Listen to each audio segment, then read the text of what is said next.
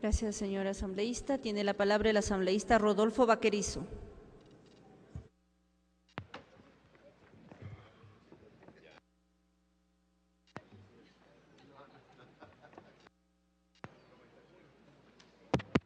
Gracias, señora presidenta.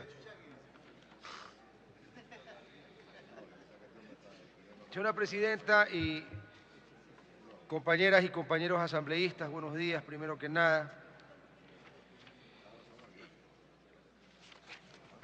En las sesiones a las que el asambleísta Luis Noboa no ha podido asistir, yo he tenido el gusto de comparecer y ser parte de la comisión que ha tratado esta reforma. Y hay cosas que a mí me llaman muchísimo la atención, que no se hayan mencionado en esta asamblea, que aparentemente han sido soslayadas por todos los miembros de este cuerpo, no solo los de la comisión, y que nadie ha pedido explicaciones por la violación de la ley. Yo tengo entendido, y le ruego que alguien me aclare si me equivoco, que cuando se viola la ley, en mayor o menor grado, se comete una infracción o un delito. Y también tengo entendido que quien estando en conocimiento de la comisión de un delito no lo denuncia, se vuelve cómplice.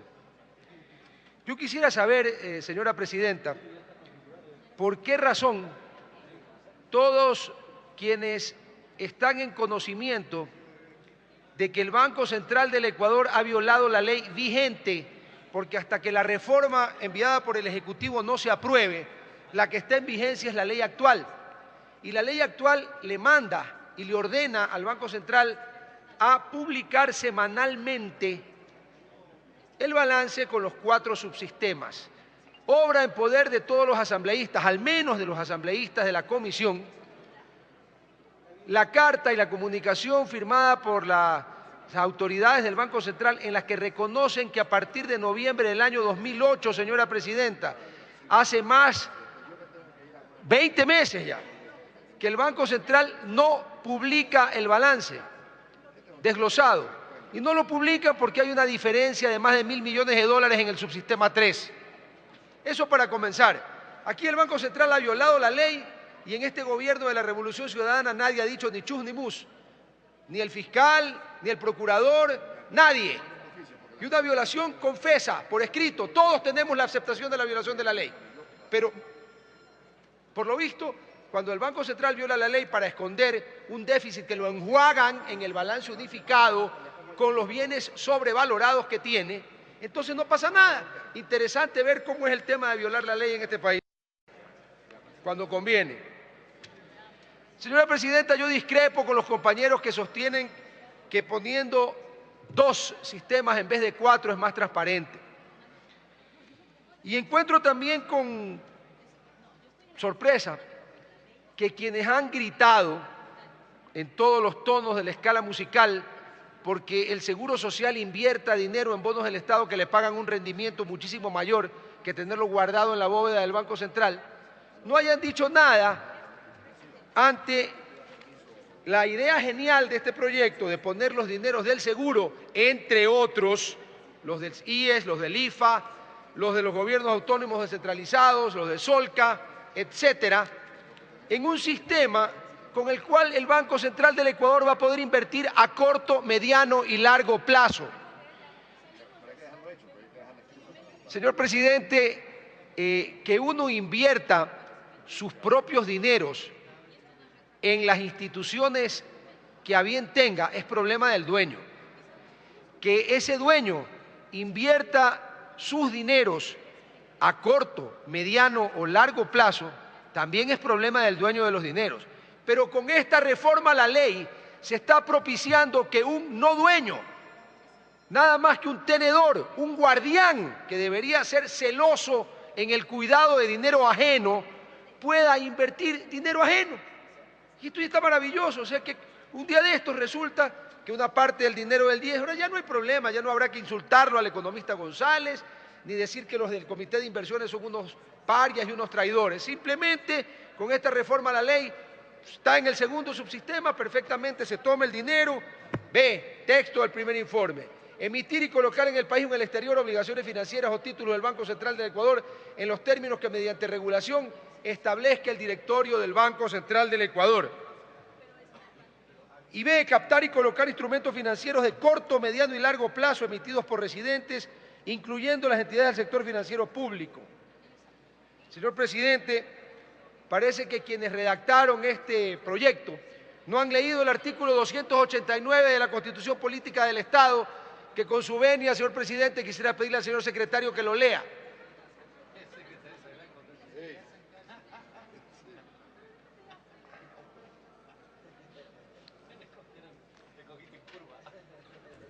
...289, señor secretario, de la Constitución. Inmediatamente.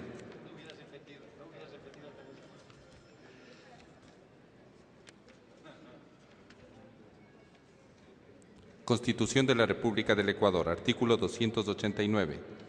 La contratación de deuda pública en todos los niveles del Estado se regirá por las directrices de la respectiva planificación y presupuesto y será autorizada por un comité de deuda y financiamiento de acuerdo con la ley, que definirá su conformación y funcionamiento. El Estado promoverá las instancias para que el Poder Ciudadano vigile y audite el endeudamiento público. Hasta ahí lo dispuesto, señor presidente. Gracias, señor secretario. Señor presidente, es clarísimo. La Constitución de la República, que está por encima de cualquier ley, más aún en la nueva corriente del neoconstitucionalismo a la cual yo personalmente me adhiero, no puede ser, pues, señor presidente. Ahí dice claramente que será autorizada por el Comité de Deuda y Financiamiento. Y acá resulta que en el literal A dice en los términos que mediante regulación establezca el directorio del Banco Central del Ecuador.